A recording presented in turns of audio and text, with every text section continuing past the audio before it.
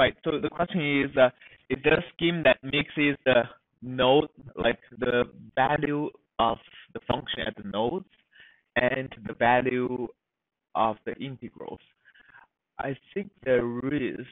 I think there is schemes like that. Uh, it's a little bit so these schemes I think we should be you can it's not going to be covered in this class, but I think you can study them better after we talk about finite element.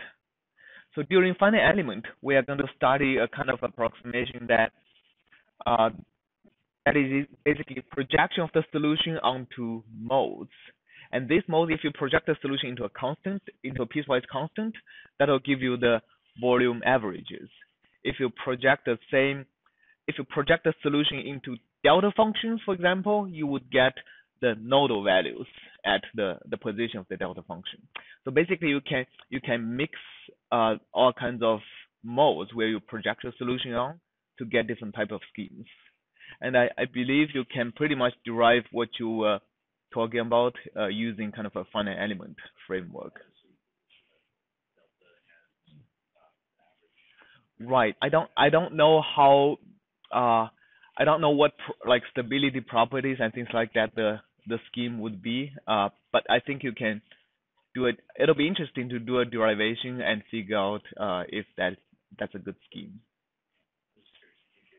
Sure. Okay. Any other questions? Yes.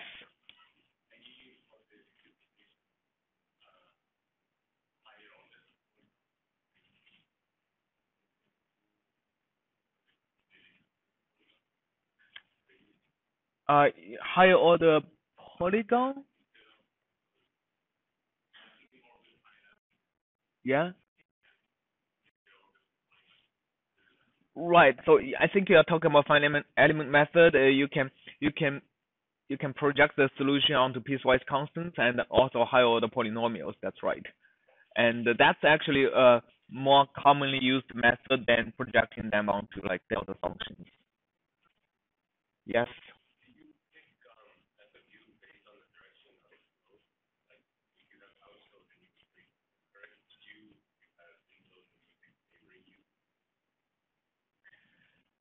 Are you talking about when I'm approximating this flux?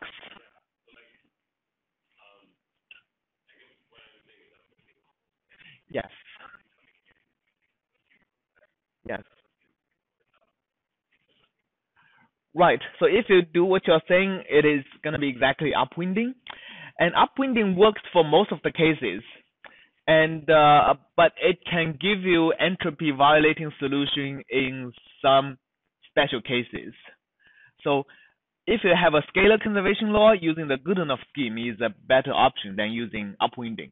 In most cases, it'll give you the same result as upwinding, but in cases when the characteristics shift direction in between two adjacent cells, then Goodenough scheme can guarantee you're going to get a entropy satisfying solution, while upwinding can behave a little bit strange in some cases, depending on like when they have different wind directions on the two sides, which one do you choose, right?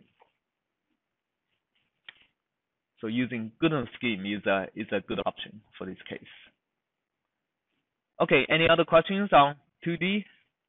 Yes?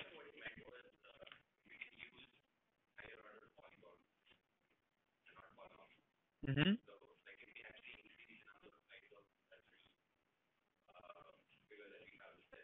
Yeah. Does that improve the accuracy? It's a good question. So if you use high order polygons, for example, you can split each side into multiple sides, and it's actually a better. Well, that's one way to increase the accuracy of the reconstruction. I mean, if you use piecewise constant in each cell, it doesn't make a difference, right? Because even if you split into multiple segments, each segment is basically having the same solution. But if you use some kind of reconstruction from adjacent cells, then it starts to make sense not to approximate the flux as a constant along the edge. So one way is to split an edge into multiple edges. Another way is to use what's called a Gauss quadrature. So Gauss quadrature is a way to approximate an integral along an edge by basically picking the value of the function at multiple points along the edge and average them using a particular weighted average to give you accurate approximations to the integral. So that can be done. That can be done by, instead of reconstructing the solution on the left and right of the center of the interface, like here and here, you can reconstruct the solution here and here, and maybe here and here, and maybe here and here. That gives you higher accuracy, especially if your reconstruction is good. You can do, for example, if you do more than second order reconstruction, if you do like a quadratic reconstruction or things like that, it'll benefit you to use Gauss quadrature to reconstruct at multiple points along the interface. But then you need to be careful. You can no longer approximate the cell center values using directly the volume average, because it's just a second order approximation.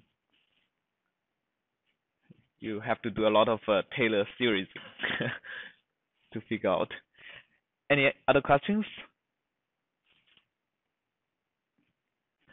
I think this should be sufficient for you to go into the two-dimensional world in finite volume, at least for the projects. We are going to talk a little bit later on how to deal with unstructured mesh in 2D and 3D. But like for the project, it's basically a structured mesh. So that's how much we're going to be talking about 2D in this lecture.